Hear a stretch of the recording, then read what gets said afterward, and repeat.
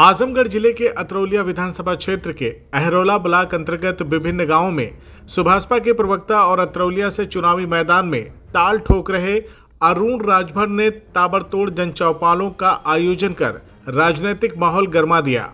इन चौपालों में बड़ी संख्या में ग्रामीण महिलाएं और युवा शामिल हुए।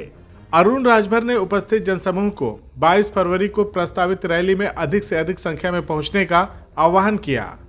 जन चौपाल के दौरान उन्होंने लोगों से रैली में जाने के लिए वाहनों की व्यवस्था के लिए सहयोग राशि भी इकट्ठा की।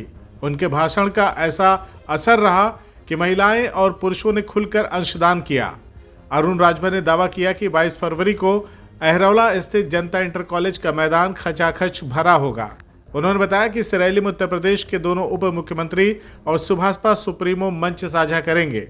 विधानसभा चुनाव की तैयारियों में जुटे अरुण राजभर लगातार क्षेत्र में संपर्क कर रहे हैं। निषाद बस्ती में आयोजित एक चौपाल में उन्होंने कहा कि लड़ाई भविष्य की है और जनता को तय करना है कि वे अपने बच्चों का भविष्य कैसा देखना चाहते हैं।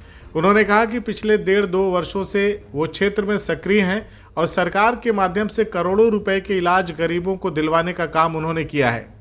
वही क्षेत्रीय विधायक संग्राम यादव पर निशाना साधते हुए अरुण राजभर ने कहा कि चुनाव के समय लोगों को बरगलाने की कोशिश की जाएगी, लेकिन जनता को अपनी ताकत खुद पहचाननी होगी। उन्होंने निषाद समाज और गौड़ समाज से शराब से दूर रहने की अपील करते हुए कहा कि उनका मिशन प्रदेश को शराब मुक्त और शिक्षित बनाना है।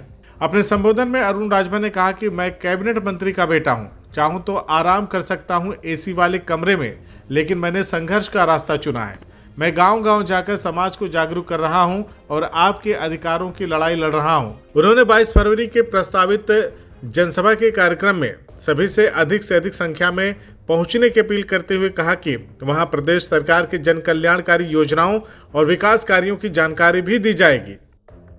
अरुण जी, आप यहाँ पे आए हैं अरौला के निकट गाजी ग्राम सभा में।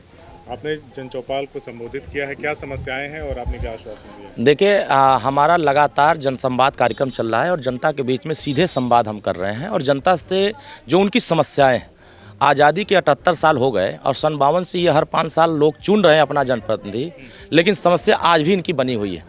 बहुत बड़ी समस्या नहीं है। अब आप सोचिए कि जो अभी आवास के लिए लड़ रहा, वो अपने बच्चों को नौकरी दिलाने के लिए कल लड़ेगा। जो अभी शौचालय के लिए लड़ रहा, वो अपने बच्चों को शिक्षा दिलाने के लिए कल लड़ेगा। तो इनको हम अधिकार इनका कैसे सुरक्षित हो, इनको सही दिशा दे रहे हैं कि आप अपनी लड़ाई लड़िए, अपना सही दिशा तय करिए। और जो आपकी समस्या है, ये निदान करने वाला काम कौन करता है? जिनको आप 5 साल के लिए चुनते हो, वही आपका समाधान करने के लिए वहाँ जा कर के लड़ाई लड़ता है। लेकिन आपने जिनको चुना वो आपकी लड़ाई नहीं लड़े, इसलिए आज़ादी के बाद से अब तक वो समस्या बनी है। इनका समस्या आवास का है, पेंशन का है, नाली का है, चक्रोट का है, शौचालय का है, पेंशन का है, राशन कार्ड का है, आवास का है। ये सब छोटे छोटे समस्याएं हैं जो समस्या निदान करने के लिए मैं इनसे जो संवाद किया, इसमें बहुत सारी समस्याएं ऐसी हैं जो 24 घंटे के अंदर हल हो जाएगी। लेकिन जो समाज जागता है उसको मिलता है, जो समाज सोया रहता है उसको कुछ नहीं मिलता। हम इनको जगाने के लिए आए। अब ये जागे हैं। संबंधित अधिकारियों को मैंने अवगत कराया कि इनका शौचालय क्यों नहीं बना, फ़ोन हो गया, अब शौचालय के लिए सत्यापन होगा। और आवास क्यों नहीं बना, क्या इनका सेक्रेटरी जो यहाँ के हैं, क्या इनका शौचालय आवास के लिए नाम दर्ज किए कि नहीं किए, अब वो सारी रिपोर्ट हमको 3 दिन के अंदर मिल जाएगी। अब हमें पता चला कि आखिर समाज का नेतृत्व करता जब नहीं होगा, होता क्या है कि मालिक और नौकर, ये लोग नौकर के पीछे भाग रहे थे, हम इनको मालिक बनाने के पीछे भाग रहे हैं कि आप मालिक बनो तब आपका कल्याण होगा। अब ये लोग मालिक बनने के लिए स्वतः आप देखिए कि अपना 100 रुपया खर्चा कर रहे हैं कि हमारी समस्या का हल होगा। और उस समस्या को हल कराने के लिए हम लगातार इनके समस्या को संबंधित अधिकारियों तक पहुंचाने का प्रयास करें। तो मुझे लगता है कि धीरे धीरे जो वर्षों की समस्या थी, अब वो संज्ञान में अभी शुरू हुआ, अब हल के रास्ते पर जाएगा। इसके लिए थोड़ा समय लगेगा। आप चुनाव भी लड़ रहे हैं, तो विधानसभा से क्या समर्थन मिला है? देखिए, अब तो ये जनता के बीच में मैं देखिए कि लोग अपना सहयोग कर रहे हैं।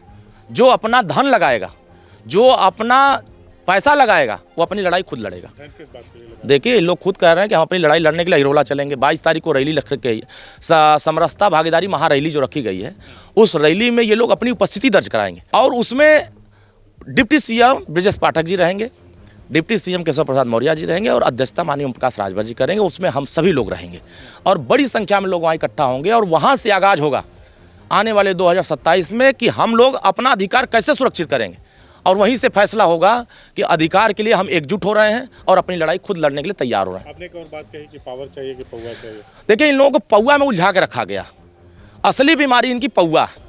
हमने सब कुछ बताया, समस्या इनकी एक दिन की नहीं है। वो बताइए 78 साल की समस्या हम एक दिन में कैसे हल कर देंगे? जिनको इन्होंने 15 साल मौका दिया, जिनको इन्होंने 25 साल मौका दिया, जिनको इन्होंने 50 साल मौका दिया, उनसे तो कभी मिल नहीं पाए। जिनको इन्होंने सांसद बनाया, विधायक बनाया, मंत्री बनाया, उनसे तो कभी मिल नहीं पाए। तो जिनको इन्होंने वोट दिया उनसे मिल ही नहीं पा रहे, तो अपनी समस्या कैसे हल कराएंगे? और जिनको उन्होंने वोट नहीं दिया वो इनकी घर घर समस्या सुन रहा है। तो आप सोचिए कि हम इनकी समस्या का हल कर रहे हैं और आने वाले समयों में छोटी छोटी समस्याओं को हम हल करा करके इनकी बड़ी समस्याओं को दूर कराने का प्रयास कर रहे हैं। अभी ये लोग खुद बताए कि अहिरौला कप्तानगंज मार्ग पर हम लोग जाते थे तो एक्सीडेंट हमारी होती थी, कितने लोगों की जानें चली गई, लेकिन 15 साल में किसी ने हिम्मत नहीं जुटाया उस सड़क को बनवाने की। राजनीति तो सबने किया, उस सड़क को न बने इसके लिए बहुत प्रयास किया गया, लेकिन हमारा जो इच्छा शक्ति थी, जो हम लोगों ने संकल्प लिया था कि हम इस सड़क को पैसा स्वीकृत करा के बनवाने का काम करेंगे और पैसा लाकर उसको बनवाने का काम शुरू कर दिए हैं। तो सोचिए कि इनको कितनी बड़ी उपलब्धि मिली है कि इन्होंने जिसको विधायक सांसद बनाया वो कुछ नहीं कर पाए, जिनको इन्होंने वोट नहीं दिया, सपोर्ट नहीं किया, उन्होंने बहुत बड़ा काम कर दिया। तो आने वाले समय इनको लग रहा है कि ये हमारा साहस बनेंगे, ये हमारे मददगार बनेंगे, ये हमारा कल्याण का रास्ता तय कराएंगे और हमको लेकर के आगे बढ़ने का काम करेंगे। CIB इंडिया न्यूज की सभी खबरों को देखने के लिए लाल रंग की बटन को दबाकर चैनल को सब्सक्राइब जरूर करें, घंटी जरूर दबाएं ताकि हमारी सभी खबरों के नोटिफिकेशंस आप तक पहुंचते रहें।